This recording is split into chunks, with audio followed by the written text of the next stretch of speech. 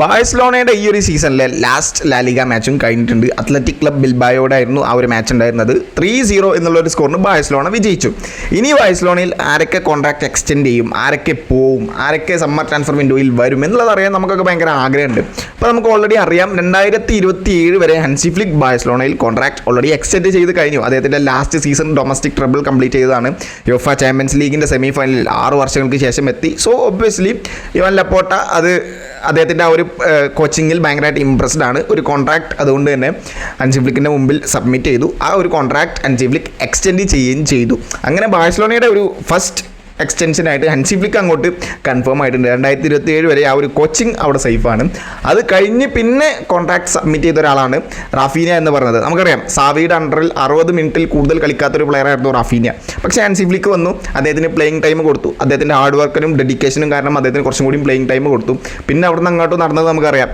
ഇപ്പോൾ കറൻ്റ് ബാഴ്സലോണയിൽ കഴിഞ്ഞ സീസണിൽ ഏറ്റവും കൂടുതൽ ഗോൾ കോൺട്രിബ്യൂഷൻ ഉള്ളത് റാഫീനയ്ക്കാണ്. യുവേഫ ചാമ്പ്യൻസ് ലീഗിൻ്റെ ടോപ്പ് സ്കോറാണ് റാഫീന. പിന്നെ അതുപോലെ തന്നെ ലാലിഗയിൽ സെക്കൻഡ് ടോപ്പ് സ്കോറാണ് ബാഴ്സലോണയ്ക്ക് വേണ്ടി.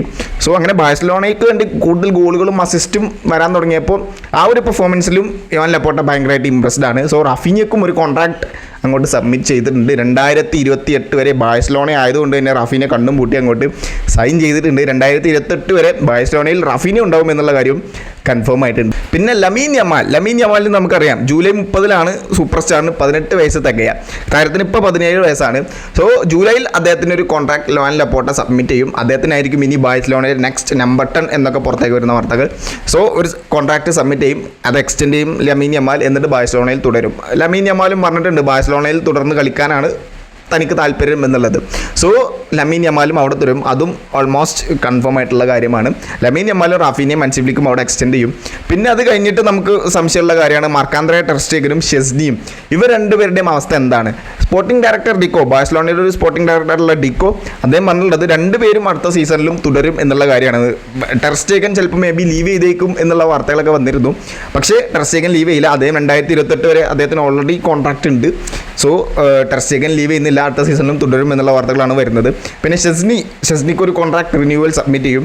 അദ്ദേഹം കോൺട്രാക്ട് റിന്യൂ ചെയ്ത് ബാഴ്സലോണയിൽ തുടരും എന്നുള്ളതാണ് ഇപ്പോൾ കറൻ്റ് പുറത്തേക്ക് വന്നുകൊണ്ടിരിക്കുന്നത്. അപ്പോൾ ഷെസ്നിയും ടെർ സ്റ്റെഗനും ഓൾമോസ്റ്റ് അടുത്ത സീസണിലും ഉണ്ടാവും എന്നുള്ള കാര്യങ്ങളാണ് വന്നുകൊണ്ടിരിക്കുന്നത്. പിന്നെ നമ്മുടെ കസാഡയും എറിക് ഗാർഷ്യയും ബാഴ്സലോണയുടെ ഇനി അടുത്ത എക്സ്റ്റൻഷൻ വെക്കാൻ പോകുന്നത് അവർക്കാണ് എന്നുള്ള വാർത്തകൾ വരുന്നുണ്ട്. എറിക് ഗാർഷ്യ നമുക്കറിയാം കഴിഞ്ഞ ജനുവരി ട്രാൻസ്ഫർ വിൻഡോയിൽ ബാഴ്സലോണ വിട്ട് പോകാമെന്നൊരു പ്ലെയർ ആയിരുന്നു. പക്ഷേ അദ്ദേഹത്തെ ഹോൾഡ് ചെയ്തു. അതിൻ്റെ ഉപകാരം ഉണ്ടായിരുന്നു. എൽ ക്ലാസിക്കോ പിന്നെ അതുപോലെ ചാമ്പ്യൻസ് ലീഗ് പോലത്തെ മത്സരങ്ങളിൽ അദ്ദേഹം ഗോൾ സ്കോർ ചെയ്ത് നല്ല പെർഫോമൻസ് തന്നെയായിരുന്നു പുറത്തെടുത്തിരുന്നത്. സോ എറിക് ഗാർഷ്യക്കും ഒരു കോൺട്രാക്ട് എക്സ്റ്റൻഷൻ വെക്കുന്നുണ്ട്. കസാഡോക്കും ഒരു കോൺട്രാക്ട് എക്സ്റ്റൻഷൻ സബ്മിറ്റ് ചെയ്യുന്നുണ്ട് എന്നാണ് ഇപ്പോൾ പുറത്തേക്ക് വരുന്ന വാർത്തകൾ. അവർ എക്സ്റ്റെൻഡ് ചെയ്യോ ഇല്ലേ നമുക്കറിയില്ല. അങ്ങനെയൊക്കെയാണ് ഇപ്പോൾ കറൻ്റ് ബാഴ്സലോണയുടെ അപ്ഡേറ്റ്സ് പോയിക്കൊണ്ടിരിക്കുന്നത്. ഇനി എന്തെങ്കിലും ഉണ്ടെന്നുണ്ടെങ്കിൽ ഞാൻ അറിയിക്കാം. So thank you so much.